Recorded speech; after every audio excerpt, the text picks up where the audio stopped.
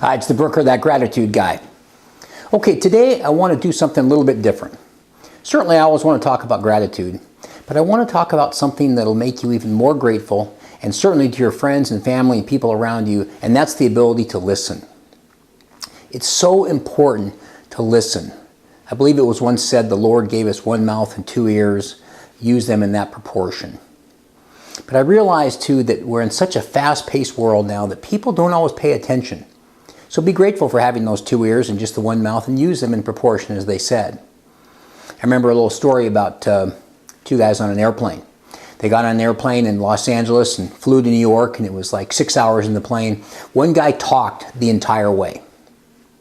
They get off the plane, they land in New York, the two wives pick them up, and the wife of the gentleman that talked the entire way, the wife says to him, "How was your flight?" And he says, "I met the nicest guy on the airplane." So remember when you listen that, like anything else too, you're going to learn so much more about somebody else, and really pay close attention to them, make eye contact, and be grateful that you have that friend or that other person that you get to listen to and hear their story. However, like so many other things in life, it's always about moderation. I've had many a conversation with people that I've said, or they've said to me, "Okay, enough about me, let's talk about you. Keep the balance." I remember years ago, I was dating a young lady, and I was a very good listener, really paying attention, asking a lot of questions, and knew kind of her whole story after a couple hours. And I was very proud of myself because I really had listened very intently. And again, I was grateful to have a date, to maybe have a new friend. So as we get to the end of the date, we're walking to the cars, and I said, "I think we should go out again." And she goes, "I don't think so."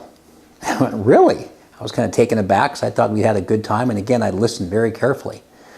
And I said, "Well, gosh, may I ask why?" And she goes, "I don't know if that was a date or more of an interrogation."